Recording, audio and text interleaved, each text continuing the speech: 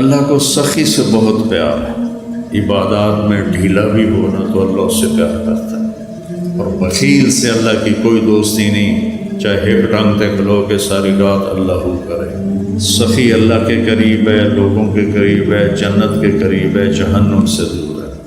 رمضان ماہ سخاوت، آپ کی زکوٰۃ بدلے زندگیاں۔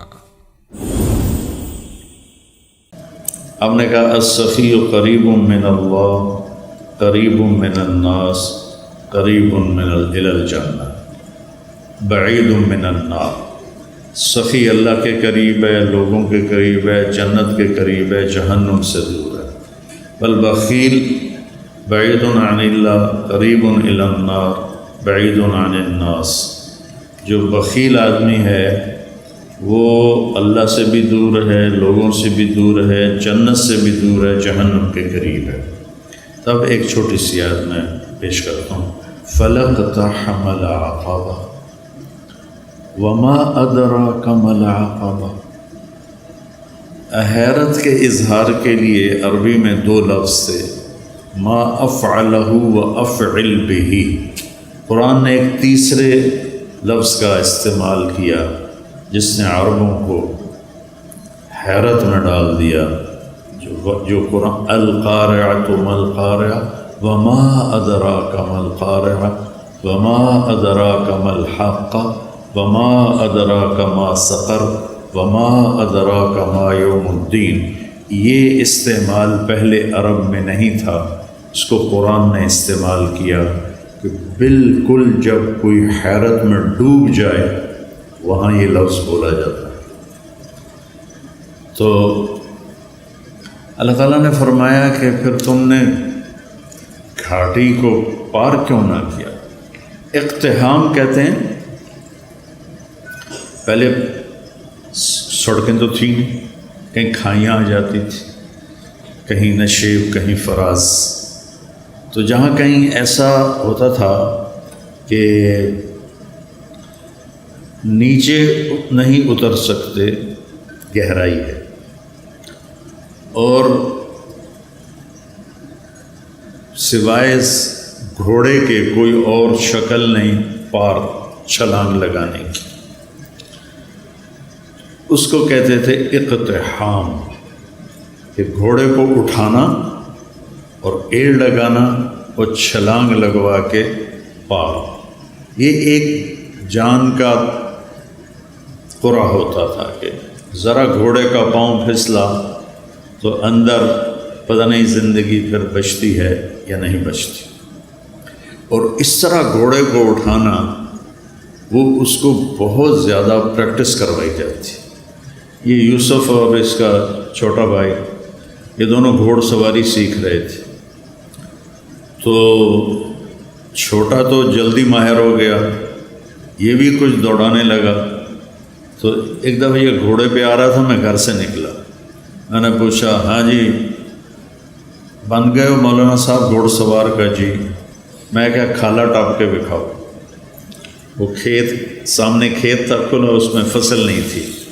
میں نے کہا وہ ایکڑ کے آخر میں جاؤ، وہاں سے گھوڑے کو دوڑاؤ، اور یہ جو کھالا ہے نا کوئی 2.5 فٹ کا 3 فٹ کا، اس سے گھوڑے کو پار ادھر لے آؤ تو میں سمجھوں گا تم گھوڑ سوار بن گئے ہو۔ میں کہا ٹھیک ہے۔ تو یہ اپنے گھوڑے کو لے گیا اور وہاں سے اس کو اٹھایا، اس کو اچھی دوڑائی، اور جب اس کے قریب آیا تو اس کو اٹھانا تھا۔ فَلَقْتَحَمَ الْعَقَبَةَ، میں اس کا مطلب بتا رہا ہوں کہ چھوٹا سا کھالا تھا، تو جب اس نے گھوڑے کو اٹھایا تو گھوڑے نے کھالا دیکھا یہ اتنا ماہر نہیں، تو اس نے یوں منہ مارا تو یوسف صاحب کھیت میں گرے، گھوڑا کھیت سے باہر کھڑا ہو گیا۔ شکر ہے وہ کھیت میں گرا ہے، اس کی ہڈی کوئی نہیں ٹوٹی۔ تو اقتحام کہتے ہیں مشکل کھائی کو پار کرنا۔ پھر اللہ نے کہا تمہیں پتہ ہے وہ کیا ہے؟ دیکھیں، نماز، روزہ، حج، زکوٰۃ، اور سب سے مشکل جہاد، پھر ہر وقت کی محنت تبلیغ، پھر تہجد، پھر عمرے، پھر ذکر، پھر تلاوت، پھر نوافل، کتنے بے شمار کام ہیں۔ کسی کو اللہ نے نہیں کہا کھائی کیوں نہ پار کی، صرف ایک کام کو اللہ نے کہا، اور جس کو میں ابھی بتاتا ہوں، تو انہیں پھر کھائی کیوں نہ پار کی۔ اس میں کیا مطلب ہے کہ کوئی کر سکے گا، ہر ایک نہیں کر سکے گا۔ 10,000 کا لشکر تھا قریش کا، جب وہ آئے مدینہ حملہ کرنے تو آگے خندق کھودی ہوئی تھی، تو صرف ایک آدمی نے چھلانگ لگا کے اس کھائی کو پار کیا، عمر بن عبد ود، باقی کسی کی ہمت نہیں ہوئی، حالانکہ اتنے سارے شاہ سوار تھے، صرف ایک نے گھوڑے کو اٹھایا اور جا کر دوسری طرف جا کر اس نے چھلانگ لگائی۔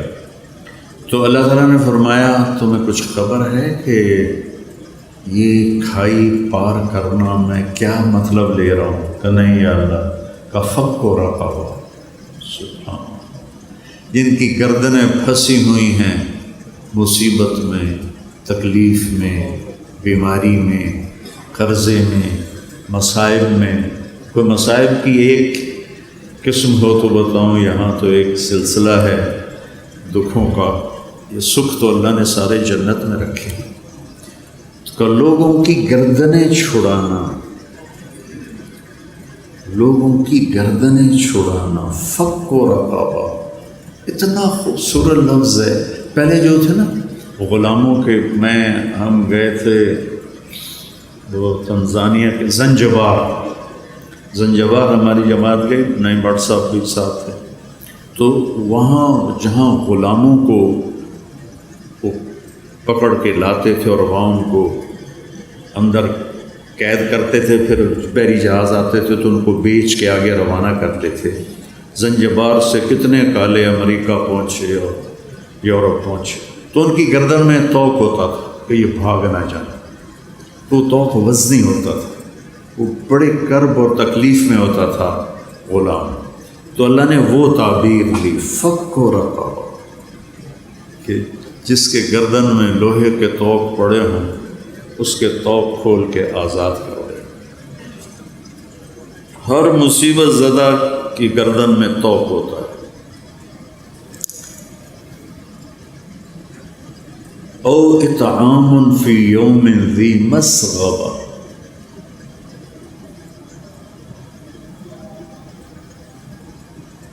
یتیما ذا مقربہ، او مسکینا ذا متربہ،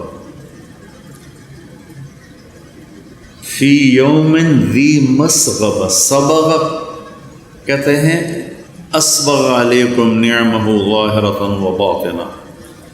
بارش ہوتی ہے نا تو ہم پورا بھیگ جاتے ہیں، اگر باہر ہوں پورا بھیگ جاتے ہیں، کہیں سے بھی ہمارا کوئی پہلو نہیں بچتا۔ تو اللہ تعالیٰ فرما رہا ہے کہ وہ آدمی جس پر بھوک بارش کی طرح چھا گئی اور کہیں سے بھی وہ نہیں نکل پا رہا اس بھوک سے، اس کو اس بھوک سے نکالنا، خاص طور پر جب وہ تیرا رشتہ دار ہو اور ہو بھی یتیم۔ رشتہ داروں میں کوئی مالدار ہو جائے تو غریب حسد کرتے ہیں اور مالدار تکبر کرتا ہے، وہ ان کے ضائع ہونے کی تمنا کرتے ہیں، وہ ان پر اپنے مال کا روب جتلاتا ہے۔ تو اللہ نے کہا ذا مقربہ، جو تیرا قریبی رشتہ دار ہے نا، قرب والا، اس کو بھوک نے بارش کی طرح ایسے گھیرے میں لے لیا ہے، نکلنے کا راستہ ہی نہیں ہے، اس کو کھانا کھلا۔ او مسکین، فقیر اسے کہتے ہیں جس کے گھر میں ایک دن کا کھانا ہو۔ مسکین سکن سے ہے، سکن ہوتا ہے ٹھہر جانا، ٹھہر جانا۔ مسکین جس کے زندگی ٹھہر گئی ہو بھوک کی وجہ سے، فاقے کی وجہ سے، اس کے پاس ایک لقمہ روٹی۔ فقیر اسے کہتے ہیں جس کے پاس 24 گھنٹے کا تو کھانا ہو، آگے کوئی نہ ہو۔ اور مسکین اسے کہتے ہیں جس کی زندگی ٹھہر گئی ہو، سکن، سکون ہم عام طور پر کہتے ہیں، سکون آ گیا۔ اس مسکین کو کھانا کھلانا، یہ ہے گھاٹی کو پار کرنا۔ اب اس ویلفیئر کے کام میں غیر مسلم بھی شریک ہیں، مسلم بھی شریک ہیں، تو پھر اللہ نے آگے اس پچھلے کام کی قبولیت کی شرط لگائی، ثم صرف اتنے سے پاس نہیں کروں گا، ثم پھر اس کے بعد تم کان من الذین آمنوا، تم ایمان والے بھی ہو، ایمان والے بھی ہو، ایک شرط۔ دوسری وتواصوا بالصبر وتواصوا بالمرحمہ، اور لوگوں کو صبر اور رحم کی دعوت بھی دینے والے ہو۔ پتہ چلا تبلیغ کا کام تو اللہ ہمارے ذمہ لگا رہا ہے کہ لوگوں کو خیر کی بات کرو، لوگوں کو صبر کی بات کرو، لوگوں کو معاف کرنے کی بات کرو۔ اولئک اصحاب المیمنہ، یہ وہ لوگ ہیں جو قیامت کے دن کامیاب ہوں۔ تو میرے عزیزو، یہ زندگی بھر کا سودا ہے، جتنا ہم اللہ کو دیں گے۔ حضرت ابوبکر صدیق کے زمانے میں قحط آ گیا تو لوگ بڑے پریشان ہوئے۔ حضرت ابوبکر صدیق خلیفہ تھے کہ جی کیا کریں کیا کریں، کھانے کو کچھ نہیں۔ کہنے کہ انشاءاللہ اللہ کی مدد آنے والی ہے، آنے والی ہے۔ تو چند دن گزرے تو حضرت عثمان رضی اللہ عنہ کا قافلہ ملک شام سے 1000 اونٹوں کا، یوں سمجھیے 1000 ٹرالے اس زمانے کا قافلہ۔ تو جتنے وہ تاجر تھے بڑے جو تھوک والے، وہ ان کے پاس گئے کہ جی سودا کریں۔ کہنے کہ کیا دو گے؟ کہنے کہ 10 روپے کی چیز 12 میں لے لیں۔ کہ نہیں مجھے منظور نہیں۔ اچھا 10 روپے کی چیز ہم 14 میں لے لیں۔ کہ نہیں مجھے نہیں منظور۔ کہ اچھا ہم 10 روپے کی چیز 15 میں لے لیں گے، اس سے آگے ہماری ہمت نہیں۔ تو عثمان نے فرمایا کہ مجھے قیمت زیادہ لگ چکی ہے، لہذا میں تمہیں نہیں بیچوں گا۔ وہ کہنے کہ سارے جو ہیں تھوک کے تاجر وہ تو تیرے سامنے بیٹھے ہیں، تو اب کون ہے جو آپ کو زیادہ پیسے لگا گیا ہے؟ تو کہا تم سے پہلے میرا اللہ مجھ سے بات کر رہا ہے کہ من جاء بالحسنۃ فلہ عشر امثالھا، کہ تو عثمان تیرے 1 روپے کی چیز میں 10 روپے میں خریدوں گا۔ تو لہٰذا میں اللہ کو بیچ رہا ہوں۔ مدینے میں قحط ہے، میرے 1000 اونٹوں سمیت سارے مدینے والوں پہ صدقہ۔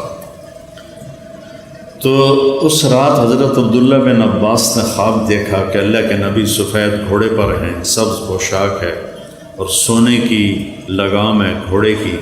تو عبداللہ بن عباس نے گھوڑے کی لگام پکڑ کے پوچھا یا رسول اللہ آپ سے ملنے کو جی چاہ رہا ہے۔ کہنے کہ عبداللہ آج تو میں فارغ نہیں، آج اللہ تعالیٰ نے عثمان کی سخاوت کو قبول کیا ہے اور جنت کی ایک حور سے اس کا نکاح کیا ہے اور اس کا ولیمہ پورے جنت والوں کے لیے رکھا ہے، تو میں آج اس ولیمے میں جا رہا ہوں۔ تو بھائیو، اللہ سخی سے پیار کرتا ہے، وہ نا عبادات میں ڈھیلا بھی ہو نا تو اللہ اس سے پیار کرتا ہے، اور بخیل سے اللہ کی کوئی دوستی نہیں، چاہے ہپ ٹانگ تے کھلو کے ساری رات اللہ ہو کرے، سخی سے اللہ کو پیار ہے۔